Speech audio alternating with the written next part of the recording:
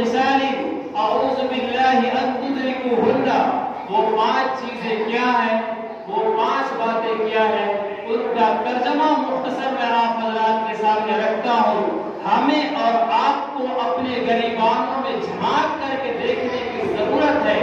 اور ان کاموں کو چھوڑنے کی اور سچے دل سے توبہ کرنے کی ضرورت ہے، کیونکہ اللہ کے رسول صلی اللہ علیہ وسلم نے فرمایا کہ جو ان 5 چیزوں میں مبتلا ہوگا، جو معاشرہ ان 5 میں سے کسی ایک میں بھی اگر مبتلا ہوگا، تو پھر اللہ رب العالمین کی جانب سے اس انسان کو، اس معاشرے کو، اس ماحول میں رہنے والے لوگوں کو اللہ کے عذاب کے لیے تیار ہو جانا چاہیے۔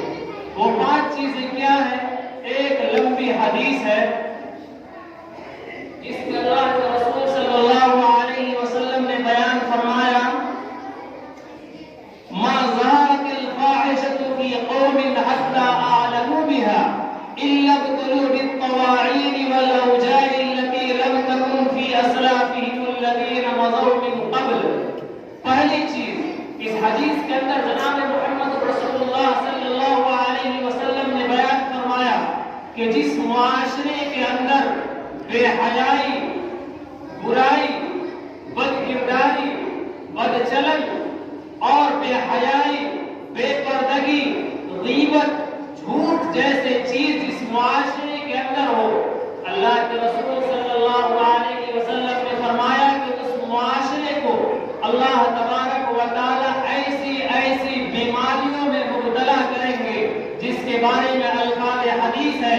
لم تکن فی اسلافہم الذین مضوا من قبل۔ اسلاف کہتے ہیں گزرے ہوئے لوگوں کو،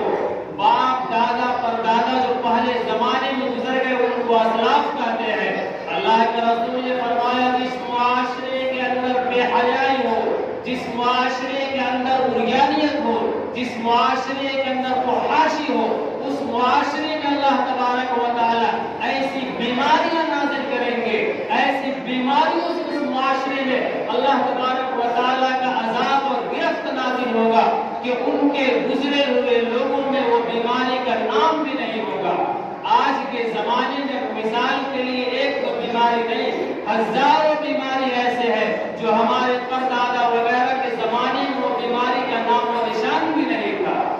آج کے زمانے میں کینسر ایک ایسی بیماری جو عام ہے، پہلے زمانے میں 200-300 سال پہلے چلے جائے تو اس کا نام و نشان تک نہیں ملتا، یا اگر ہوتا بھی ہوگا تو اکا دکا کسی انسان کو ہوتا ہوگا۔ آج پورے معاشرے کے اندر، پورے علاقے کے اندر یہ غور کر کے دیکھیں کہ کیا اس کینسر جیسی بیماری میں عام لوگ مبتلا نہیں ہیں؟ اللہ کے رسول نے فرمایا کہ ایسی بیماریاں آئیں گی جن کے لیے یا تو ڈاکٹر دوا ہی تجویز نہیں کر سکے گا، دوا کو وہ تجویز کرنا چاہے گا، دوا بنانا چاہے گا، لیکن وہ دوا ہی نہیں بنا سکے گا، اس بیماری کا پتہ ہی نہیں چل سکے گا۔ بالآخر یہ فیصلہ کیا جائے گا اور یہ کہہ دیا جائے گا کہ یہ لاعلاج بیماری ہے۔ انہی بیماریوں میں سے ایک بیماری جس سے پوری دنیا جھوج رہی ہے، وہ وائرس جو پوری دنیا کے انسان جھوج رہے ہیں، جس سے تمام دنیا کے ایک ملک میں دوسرے ملک میں جانے والے لوگوں کا داخلہ بند ہو گیا تھا، اب بھی بند ہو گیا ہے، اور یہاں تک کہ حرم محترم کے اندر طواف بھی بند ہو گیا تھا۔